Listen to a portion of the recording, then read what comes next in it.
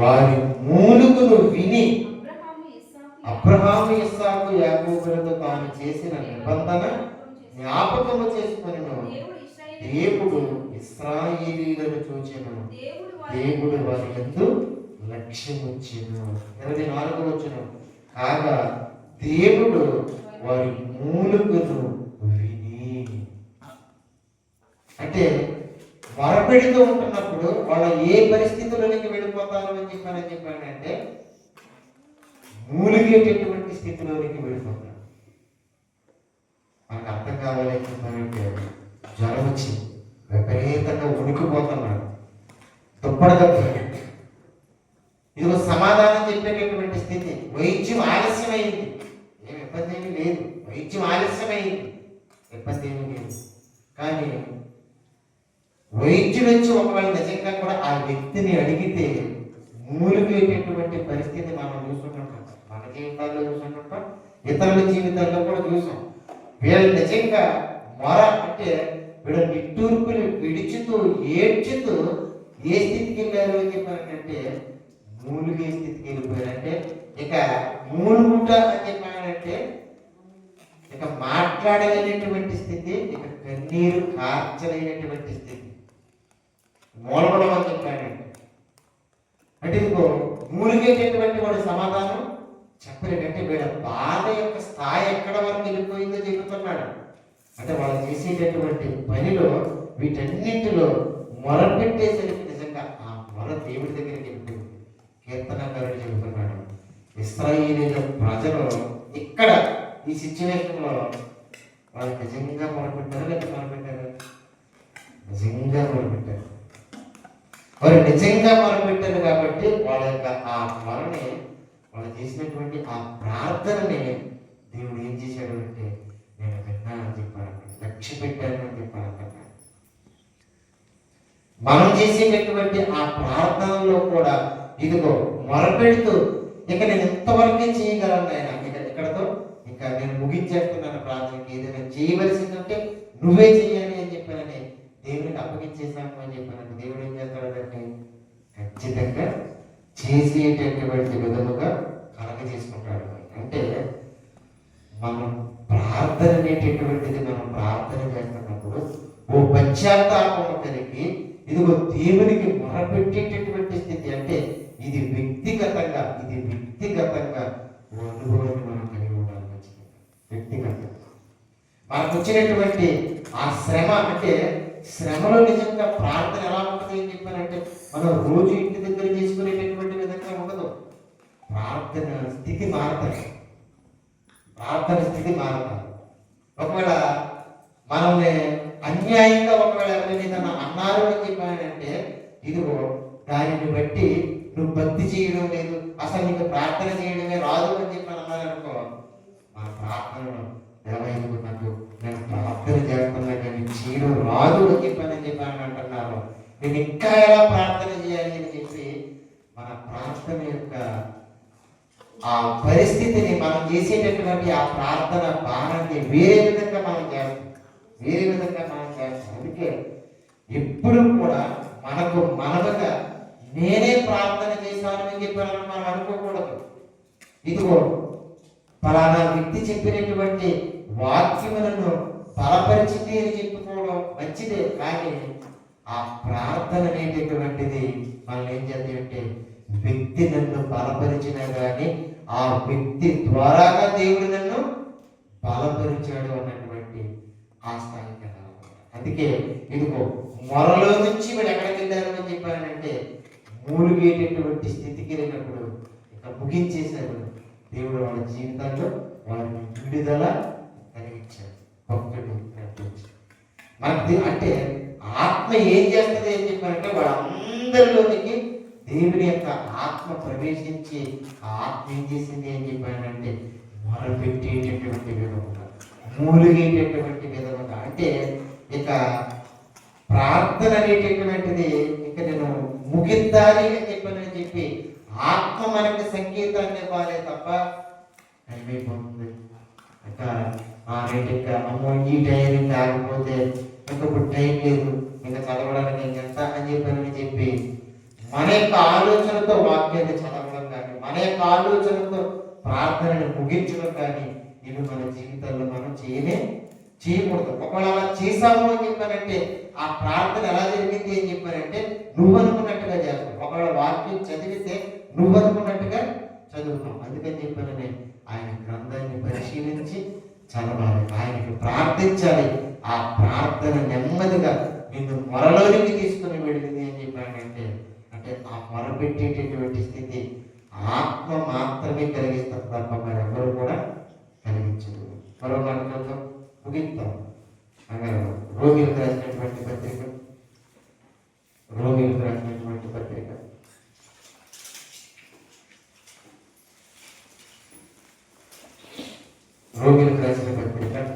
8వ అధ్యాయం.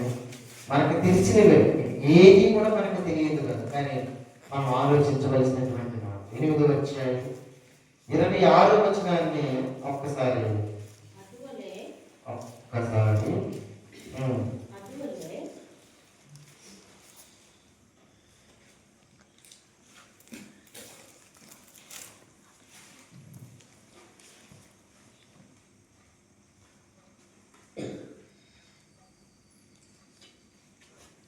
పంతొమ్మిది నుంచి కింద చదువుతుంది. 19 నుంచి చదవక 26. దేవుని కుమారుల ప్రత్యక్షత కొరకు సృష్టి మిగుల ఆశతో తేరి చూచుచు కనిపెట్టుచున్నది. సృష్టి నాశనమునకు లోనైన దాస్యములో నుండి విడిపింపబడి దేవుని పిల్లలు పొందబో మహిమగల స్వాతంత్ర్యము పొందుదలను నిరీక్షణ కలదై స్వేచ్ఛగా కాక దానిని లోపరిచిన వాని మూలముగా వ్యక్తపరచబడును. సృష్టి యావత్తు ఇది వరకు ఏకగ్రీవముగా మూలుగుచు ప్రసవ వేదన పడుచున్నదని ఎరుగుతుంది. అంటే ఇక్కడ దేవుడు మన నిమిత్తము నిర్మించినటువంటి సృష్టి, అంటే సృష్టి మూలకం ఏంటి అని చెప్పాలంటే మన అవసరాలను తీర్చడం కోసం సృష్టి కూడా నలిగిపోతూ ఉంది అని చెప్పాలంటే మనం ఆలోచన చేయాలి. మన అవసరాలను తీర్చడంలో సృష్టి యావత్తు ఇది వరకు ఇదిగో అంతా కూడా ఆకాశము భూమి ఇవన్నీ కూడా మనల్ని పోషించడం కోసం అవి మూలుగుతూ నలిగిపోతూ ఉన్నవి అని చెప్పాడు. కింద ప్రార్థన గురించి చెబుతూ 26వ వచనంలో ఏం చెప్తున్నటువంటి అటువలే ఇవన్నీ చెప్పి, అంటే మనము దేవుని యొక్క మహిమ, దేవుని పిల్లలుగా ఆయన మహిమను పొందబోయేటటువంటి స్వాతంత్ర్యము కలిగి నిరీక్షించేటటువంటి మనము బాప్తిస్మము ద్వారా పరిశుద్ధాత్ముడు మనలోనికి వచ్చి ఆయన ఏం చేస్తున్నాడో చూడండి. అటువలే ఆత్మయు మన బలహీనతలను చూచి సహాయము చేయుచున్నాడు. ఏలయనగా మనము యుక్తముగా ఎలాగో ప్రార్థన చేయవలనో మనకు తెలియదు అని చెప్పాను. నిజంగా నేను చేశాను ప్రార్థన, నేను ఎలా చేశాను అని చెప్పానంటే ఒక మాట గుర్తెట్టుకోండి, ప్రతి దినము కూడా మనం చేసేటటువంటి ప్రార్థన ఎలా ఉంటుందో తెలుసా? నిత్య నూతనంగానే ఉంటుంది. ఒకవేళ మనం ఆలోచన చేస్తే కుటుంబాల గురించి చేస్తున్నాం, రైటే, బాగానే ఉంది. కానీ ఆత్మచేత చేసేటప్పుడు ఇదిగో గడిచిన కొన్ని ఆ ప్రార్థనలో మనకు ఎలా ఉంటుందంటే, అరే నేను అసలు ఈ మాటలు మాట్లాడాలి అని చెప్పి నేను అనుకున్నానా అని చెప్పానంటే, మనం అనుకుంటే మనం చేయలేము, చేస్తాం. ఎలా చేస్తామని చెప్పానంటే, ఒకవేళ మన ఆలోచనలో అనుకుని మనం చేసామంటే ఆ ప్రార్థన మనకి బలం లేదు. అందుకే ఉచ్చరింప సఖ్యము కాని మూలుగులతో ఆ ఆత్మ తానే మన పక్షముగా విజ్ఞాపన చేస్తున్నాడు. అంటే ప్రార్థనలో నిన్ను మూలిగేటటువంటి స్థితిలోనికి తీసుకున్నాడు. ఇశ్రాయేలీయుల ప్రజలు మొరపెడుతూ వాళ్ళు ఏం చేశారు అని చెప్పానంటే, ఇదిగో మూలిగేటటువంటి స్థితిలోనికి తీసుకుని వెళితే ఆ ప్రార్థన దేవుడు అంగీకరించాడు. ఆ ప్రార్థన దేవుడు అంగీకరించాడు.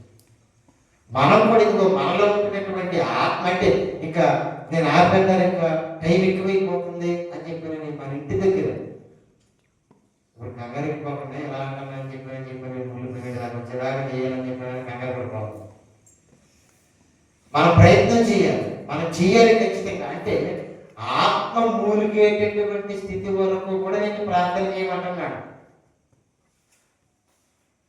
అంటే ఈ అనుభవం అనేటటువంటిది మనలో ఉంటాం. ఎందుకంటే మనం ప్రయాణం చేస్తూ ఉంటాం, అవన్నీ చేస్తాం, తిరిగి అనుకుంటాం. దానికోసం మొరపెట్టేసి మూలిగేసి చేయవలసినటువంటి అంత పరిస్థితి ఏమీ ఉండకూడదు. కానీ ఇదిగో మొరపెట్టి మూలిగేటటువంటి స్థితి అనేటటువంటిది ఉంటుంది. ఖచ్చితంగా దాన్ని సద్వినియోగం చేసుకోవాలి అని చెప్పాను అంటున్నాడు.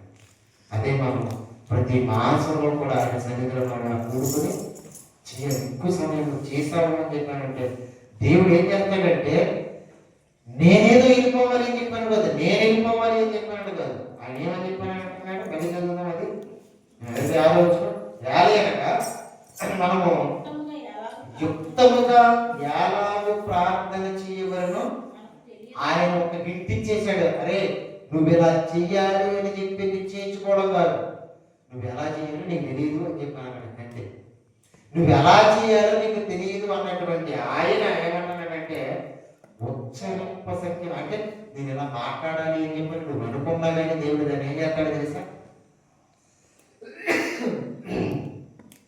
దాన్ని జరగలేము, చేయలేము. నేనంటే ఆత్మ మాట్లాడాలి. ఆత్మ మన ఆత్మతో ఉండి మాట్లాడేటటువంటి అందుకే ఉచ్చరింప సత్యము. కానీ ఇది నువ్వు ప్రార్థన చేస్తావు, మొరపెడతావు, మూలిగేటటువంటి స్థితిలోనికి వెళ్ళి అందుకే అప్పుడప్పుడు మన ప్రార్థన అనుభవంలో ఏముంటాయో తెలుసా, ఉండాలి ఖచ్చితంగా. మనం ప్రార్థన చేస్తే ఏమైపోతామో తెలుసా, అలా మనం మనం ఆగినప్పుడు మళ్ళీ దేవుడు మరికొన్ని ఆలోచనలు ఇచ్చి మళ్ళీ చేసి ముగించు అని చెప్పాను అంటారు. ఈ అనుభవం ఖచ్చితంగా రావాలి. ఇదిగో మిక్కిలి మెల్లమైనటువంటి గుసగుసపాటి శబ్దం మనకు వినపడాలి ఆ కలిపి. అందుకే మనం చాలాసార్లు ప్రార్థనలో దేవుడికి ఆలోచన ఇచ్చాడు అని చెప్పాను. అది నీకు ఇస్తాడు, ఇచ్చినటువంటి దానిని అనేక మందికి ఏం చేస్తాడు అంటే దాన్ని విస్తరింపజేసేటటువంటి విధంగా నడిపిస్తాడు. అది మనకు అర్థం కాదు. ఆ స్వరాన్ని మనం గుర్తెరిగాము అని చెప్పానంటే ఆత్మ చేత నేను ఇంటి రీతిగా నేను ఇలా ప్రార్థించాలా అని చెప్పి మనకు అనిపిస్తాం. మరో మాట చదువు చూడండి. కీర్తనకారుడు ఇదే కీర్తన గ్రంథం 69వ కీర్తన 69వ కీర్తన 1 నుంచి 3 వచనాలు చదివాను. 1 నుంచి 3 వచనాలు. దేవా జలములు అంటే ఇక్కడ ఏమొచ్చింది అని చెప్పానంటే సమస్య వచ్చింది. ప్రజలు అంటే జలములు అని చెప్పానంటే అక్కడ ఎవరు అని చెప్పానంటే ప్రజలు అనమాట. దేవా జలములు నా ప్రాణము మీద పొర్లుచున్నవి, నన్ను రక్షింపు. అక్కడ నిజంగా మొరపెడితే నేను రక్షిస్తానని చెప్పానన్నాడు. దావీదు గారు కూడా ఏమని చెప్పానంటున్నాడంటే ఇదిగో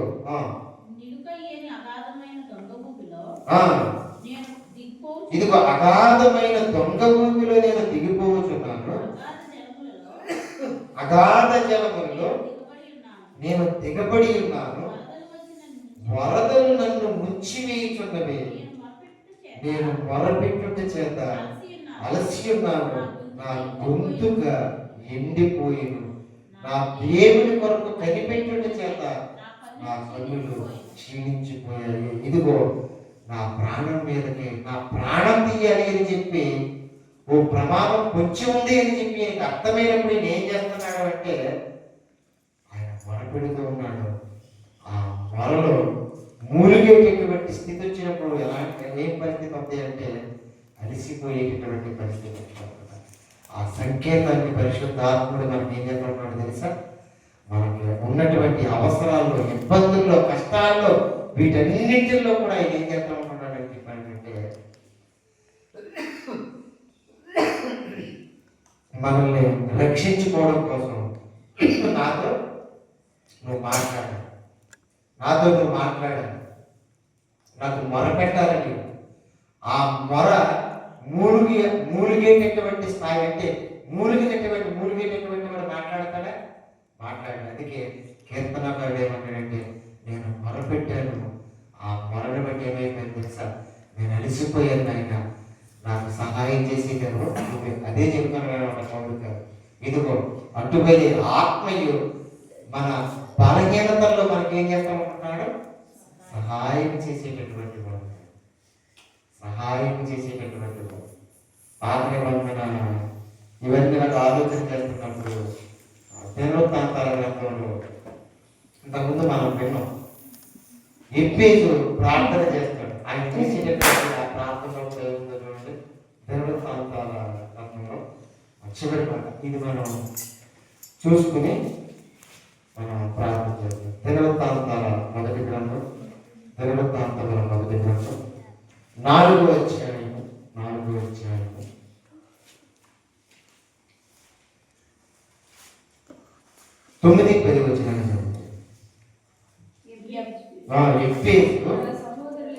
తన సహోదరుల కంటే ఘనము పొందినవాడై ఉండెను, వేదన పడి ఇతనిని కంటిని అని అతని తల్లి అతనికి ఎబ్బేసు అని పేరు పెట్టెను. ఈ ఎబ్బేసు ఇశ్రాయేలీయుల దేవుని గురించి మొరపెట్టి, నీవు నన్ను నిశ్చయముగా ఆశీర్వదించి నా సరిహద్దును విశాలపరిచి నీ చెయ్యి నాకు తోడుగా ఉండ దయచేసి నాకు కీడు రాకుండా దానిలో నుండి తప్పించుము అని ఆ ప్రార్థనలో మొరపెట్టగా ఆ దేవుడు అతడు మనవి చేసిన దానిని అతనికి అంటే ఆయన మొరపెట్టేసరికి ఇదిగో దేవుని యొక్క ఆశీర్వాదం అనేటటువంటిది వచ్చింది. ఆయన మొరపెట్టేటటువంటి సరికి ఇదిగో వారి యొక్క మన యొక్క భక్తి యొక్క సరిహద్దులను విశాలపరిచాడు. చేయబోయేటటువంటి కీడుని కూడా దేవుడు ఏం చేసి తెలుసా, దూరపరిచాడు. అంటే కీడుగా కనబడుతూ ఉన్నటువంటి దానిని దేవుడు మేలులోనికి తీసుకుని రావాలి అని చెప్పాడంటే, ప్రతి మనిషి కూడా ఏం చేయాలి అని చెప్పాడంటే ప్రార్థించాలి. ఆ ప్రార్థనలు అందుకే ఎప్పేలా ప్రార్థన చేశాడు అనడం మాత్రమే కాకుండా ఆ ప్రార్థనలో మొరపెట్టాడు. మొరపెట్టినటువంటి దానిని బట్టి దేవుడు ఏం చేస్తాడు తెలుసా, ఆ ప్రార్థన రక్షిస్తాడు. అందుకే రక్షణలోనికి తీసుకుని వెళ్తానంటున్నాడు, రక్షిస్తాను అని చెప్పాను అంటున్నాడు. ఆ ప్రార్థన మనం ఏం చేస్తుంటుంది అని చెప్పానంటే ఆ బలోపేతం చేసి భక్తి విశ్వాస జీవితంలో ముందుకు తీసుకుని వెళ్ళేటటువంటి ప్రార్థన. అందుకే మనకు ఉన్నటువంటి అలవాట్లు వీటన్నింటినీ కూడా ఒకవేళ ఆలస్యం చేసినా కానీ పర్వాలేదు, కానీ మనం చేసేటటువంటి ప్రార్థన అనేటటువంటి దానిని మాత్రం మనం ఆలస్యం చేయకూడదు, నిర్లక్ష్యం చేయకూడదు. ఎన్నో వాటికి ఎంతో సమయాన్ని మనం కేటాయిస్తాము.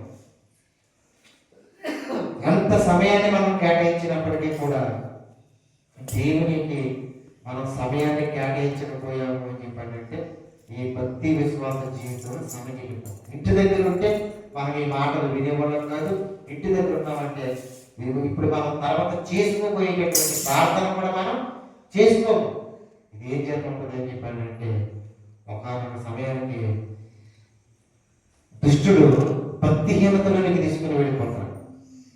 ఆ భక్తిహీనతలోనికి తీసుకుని వెళ్ళిపోయేటటువంటి ఆ పరిస్థితుల్లో ఓ అనుభవం అనేటటువంటిది మనకు ఉండాలి. ఇదిగో ఆదివారం ప్రార్థనలో నేను గడిపా, మంగళవారం ప్రార్థనలో నేను గడిపా, గురువారం ఇన్ని ప్రార్థనలు గడిపి ఆన్లైన్ ప్రేయర్లో నిజంగా కూడా ఆయన సన్నిధిలో ఎంత సమయం నేను ప్రార్థన చేసి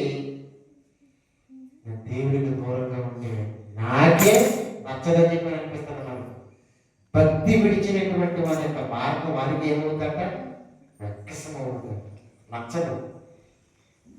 నచ్చకపోకుండా మరి మనం ఏం చేస్తాం తెలుసా, అరే నేను వాక్యం చెప్పాను ఇన్ని సంవత్సరాలు, నేను తప్పకుండా వచ్చి ఇలా ఉండకూడదు, మళ్ళీ ప్రార్థన చేయాలి. అరే ఇదిగో ఇన్ని సంవత్సరాలు బాప్తిసం తీసుకొని నేను 2 సంవత్సరాలు అయ్యింది, నేనేం చేయాలి అని చెప్పానంటే దేవునికి దూరంగా ఉండకూడదు, దేవునికి దూరంగా ఉండకూడదు.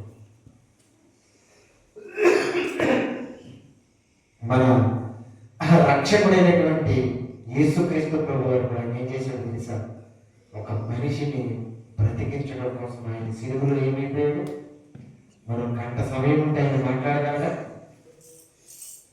ఆయన చేసింది ప్రార్థనే. వీడు ఏం చేస్తున్నారు వీళ్ళకి తెలియదు అని చెప్పారని దయచేసి క్షమించు అని చెప్పాను. ఆయన సిలువలో భూమి మీద బ్రతికి ఉండగా కూడా ఆయన ఏమైనా తెలుసా? దేవునికి మొరపెడుతూ మూలుగుతూ అలసిపోయాడు ఆయన. మన యొక్క భక్తులు కూడా ఖచ్చితంగా మన ప్రార్థనలు ఏంటి అని చెప్పానంటే, మనం విన్నాము అని చెప్పాను అనుకో, దాన్ని ఏం చేయాలి అని చెప్పానంటే, మనం విన్నాం కదా అని చెప్పి పాటించడానికి అవకాశం ఉండదు. వినకపోతే అవకాశమే ఉండదు. బైబిల్ చదవాలి, షెడ్యూల్ వేసుకున్నాం కాబట్టి చదువుకున్నాం ఇంకంతే, చదువుతున్నాం. అక్కడ అసలు అది లేకపోతే, ఆ షెడ్యూలే లేకపోతే అసలే మొత్తానికే చెప్పానని సరి చేసుకుంటాం. ఇంకా ఇప్పుడు మనం ఈ మాటలు మనం వింటున్నప్పుడు ఈ మాటలు ఏం చేస్తాయంటే, ఆ పలానా రోజు ఇదిగో పెద్దలో నేను అలా విన్నాను, అలా గడిపో పలానా ఆల్రెడీ ప్రేయర్ రోజున ఈ మాటలు నేను విన్నాను అని చెప్పి మనకు కూడా ఒక కష్టం వస్తూ ఉంటున్నది. వచ్చిన తర్వాత ఏం చేయాలని చెప్పానంటే, అమ్మో విపరీతంగా వేదనతో మొరపెట్టి ఇదిగో ఆత్మ మూలిగేటటువంటి స్థాయి వరకు కూడా నేను ప్రార్థించాను. ఈ ఆలోచన అందుకే యేసుక్రీస్తు ప్రభు చివరి మాటగా యేసుక్రీస్తు ప్రభు యోహాను సువార్తలో మనకు తెలిసిన సందర్భంలో 11 వచ్చాడు. ఎందుకంటే ఒక్క వాక్యం ఏం చేయాలి అని చెప్పానంటే, మన ఏదో అయిపోయింది అక్కడితో అని చెప్పాలనుకున్నాం. కానీ దేవుడు అక్కడి నుంచి ఇంకా మనకు నేర్పించడం కోసం ఆయన ఇష్టపడుతూ ఉంటుంటాడు, ఆయన ఆశపడుతూ ఉంటుంటాడు. అందుకని చెప్పి యోహాను సువార్తలో లాజరు గారు చనిపోయినటువంటి పరిస్థితి మనకు తెలుసు. లాజరు గారు చనిపోయినటువంటి పరిస్థితి మనకు తెలుసు. అందరూ ఏడ్చుకున్నారు. 11వ అధ్యాయం యోహాను సువార్త 33వ వచనంలో అసలు ఆ స్థితికి వెళ్ళాడు అని చెప్పానంటే, లాజరు చనిపోయాడు అని చెప్పి తెలిసినటువంటి మాట వినగానే యేసుక్రీస్తు ప్రభువారు ఇదిగో దేవుని చేత ఖండించబడవలసినటువంటి వ్యక్తి అని చెప్పానని చెప్పి ఈ వ్యక్తి గురించి మాట్లాడుతూ 33వ వచనం చదువుతున్నాడు. 32 అంతటా మరియా ఆయనను చూసి ఆయన పాదముల మీద పడి, ప్రభువా నీవిక్కడ ఉండినే నా సహోదరులు చావకుండానని ఆమె ఏడ్చుటియు, ఆమెతో కూడా వచ్చిన యూదులు ఏడ్చుటియు యేసు చూచి కలవరపడి, ఈ మూలుగనేటటువంటిది ఎక్కడ నీకు నాకు కలగాలి అని చెప్పానంటే, కొన్ని ప్రశ్నలు వేసినప్పుడు నేను అది చెప్పుకోలేనటువంటి బాధ అని చెప్పానంటే, అంటే ఎక్కడ సంఘర్షణ జరుగుతుంది అని చెప్పానంటే అంతరంగంలో జరుగుతూ ఉంటుంది. అంతరంగం. అందుకే ఆయన ఆత్మలో ఏమవుతున్నాడో తెలుసా? ఆయన ఆత్మలో మూలుగుచు అంటే పరిశుద్ధాత్ముడు ఆయనలో ఉన్నాడు. ఆ ఆత్మలో ఆయన మూలుగుచు అతనిని ఎక్కడ ఉంచితులని అడుగగా, అంటే మాట్లాడడానికి శక్తి లేనటువంటి స్థితి. ఎందుకంటే మూలుగులు ఏమైపోతారో మనిషి మనసులోనికి వెళ్ళిపోతారు. యేసుక్రీస్తు ప్రభు వారు ఇదిగో ఆయన యేసు చూసి ఇదిగో కలవరపడి ఆత్మలో మూలుగుచు అతన్ని ఎక్కడ ఉంచారు అని చెప్పి ఇదిగో ఆయన అదే ఆత్మలో ఆ మూలుగుతూ ఏం చేశాడు అంటే కన్నీటిని విడిచి లాజరు గారిని బ్రతికించాడు. నాకు అర్థం కావాలి. ఇదిగో సృష్టి కూడా ఇదిగో ప్రసవ వేదన పడుతుంది, మూలుగుతూ ఉంది, నీ కోసం నా కోసం అది నలిగిపోతుంది. మనం అనుకుంటాం ఆ ప్రకృతికి ఏంటి బాధ అని చెప్పాను.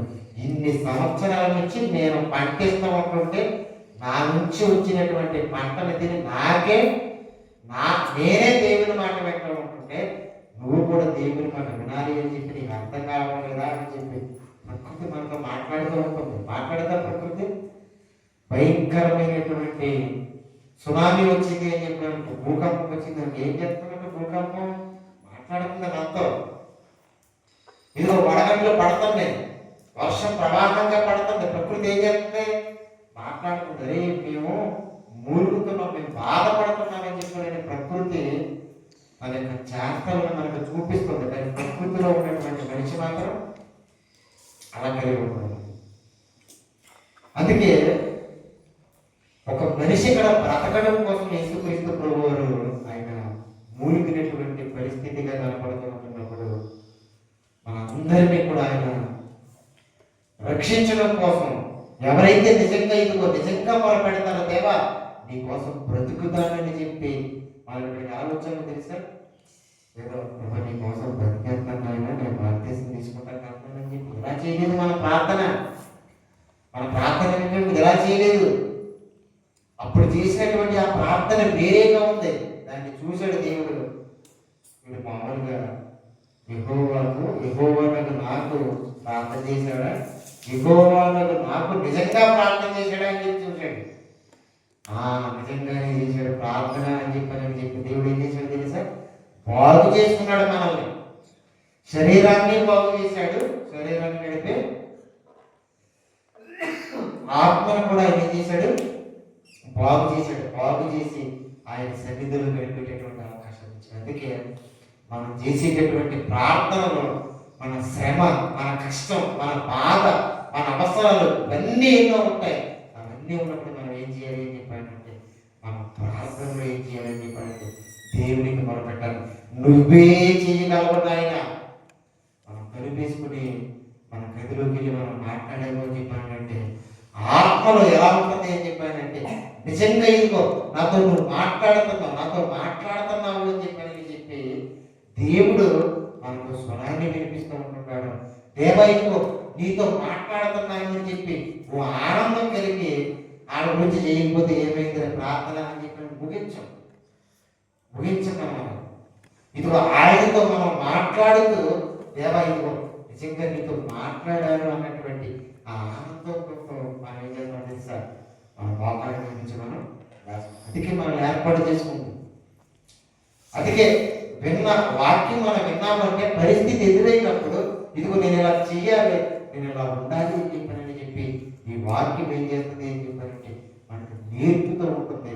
అలా నేర్పుతూ ఉన్నప్పుడు మనం ఏం చేయాలంటే ఖచ్చితంగా ఈ మాటలు జ్ఞాపకం తెచ్చుకోవాలి, నేర్చుకునేటటువంటి స్థితి. అంటే మనం ఉన్నటువంటి ఈ పరిధిలో మనముగా దేవునికి నచ్చేటటువంటి విధముగా మనం ప్రార్థించాలి, ఆయనకి నచ్చేటటువంటి విధముగా మొరపెట్టాలి. మొర అని చెప్పానంటే బాధలో ఉన్నటువంటి వ్యక్తి ఎంత గట్టిగా మాట్లాడతాడో మన ప్రార్థనలో కూడా మన అవసరతను తీర్చేటటువంటి దేవుడు అమ్మో ఈ స్థితిలో నుంచి ఇంకా నేను తప్పించబడాలి అని చెప్పానంటే ఈ స్థితి ఇదిగో ఏది కూడా తప్పించదు. నా వారు కానీ, నా బంధువులు కానీ, స్నేహితులు కానీ ఎవ్వరూ కూడా తప్పించలేదు.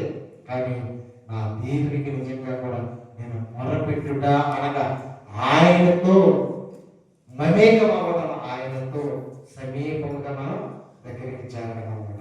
అలా మనం ప్రార్థన చేసినప్పుడు ఆయన మనకు దగ్గరగా వస్తాడు, మన అవసరాన్ని తీర్చుతాడు. అంత మాత్రమే కాకుండా ఇదిగో నిన్ను రక్షిస్తాను, ఆ రక్షణలోనికి తీసుకుని వెళ్తాను అని చెప్పాను. వీటన్నిటిని కూడా మనం ఆలోచన చేస్తే దేవా ఒకవేళ నా ప్రార్థనలో ఇంకా నా అవసరాన్ని బట్టి నేను ఎలా మొరపెట్టాలో నా వ్యక్తిగతంగా నాకు నేర్పించు అని చెప్పి మనం అడగాలి. అందుకే మనం ఎలా ప్రార్థన చేయాలో మనకు తెలియదు, కానీ ఆ మొర, ఆ మూలుగనేటటువంటిది ఉచ్చరింప సఖ్యము కాని మూలుగులతో ఆత్మ మన పక్షాన నుండి చేసినప్పుడు ఆ అనుభూతి మనకు వస్తూ ఉంటుంది. అది ఖచ్చితంగా మనం అభ్యసించాలి, నేర్చుకోవాలి, దాన్ని పొందుకుని ఆత్మచేత మనం చేసేటటువంటి విధంగా ఉండాలి. అందుకే అక్కడ ఇశ్రాయేలు ప్రజలు వాళ్ళ కష్టములో అక్కడ ఖచ్చితంగా మొదలుపెట్టారు. ఒక భక్తి పరులుగా ఎబ్బేసి తన ప్రార్థనలో కూడా ఆయన కూడా మొదలుపెట్టాడు. దావీదు గారు కూడా మొదలుపెట్టాడు. మనం కీర్తనలో 6వ వచనంలో చదువుకున్నాం. అక్కడ కూడా ఏం చేస్తాడు అని చెప్పారంటే కీర్తనకారుడు ఇదిగో రాత్రి అంతా కూడా ప్రతి రాత్రి కూడా ఇదిగో నేను మొరపెట్టుచు మూలుగుచు నా పొరుగుని ధ్యాన చేసు. ఆయన అంటే అంత భక్తిగా చేశాడు ప్రార్థన, అందుకే అలా రాశాడు మనం అర్థం చేసుకోవడం కోసం. అంతేగాని ఇదిగో అదంతా బరువంతా కూడా తీరుకుంటూ వెళ్ళిపోతుంది అని చెప్పానంటే ప్రతి రాత్రి చేశాడని చెప్పాను అంటున్నాడు. ఎవ్రీ నైట్ ప్రతి రాత్రి కూడా నేను ప్రార్థించాను అని చెప్పాను అంటున్నాడు. అంటే దేవునికి కీర్తనకారుడు దగ్గరగా ఉన్నాడు అని చెప్పి ఆ భావాన్ని మనకి తెలియపరుస్తూ ఉన్నది అని చెప్పి మనం ఖచ్చితంగా నమ్మగలిగితే మనం కూడా ఏం చేయాలంటే దేవుడు ఒక్కొక్క దినాన్ని మనకిస్తున్నాడు. ప్రతి దినాన్ని కూడా పరిశుద్ధ దినాన్ని దేవుడు మనకిస్తున్నాడు. ఆ పరిశుద్ధ దేవుడు పరిశుద్ధాత్మని యొక్క సహాయం చేత ప్రార్థించాలి. ఆ పరిశుద్ధాత్మని యొక్క సహాయం చేత వాక్యాన్ని చదవాలి.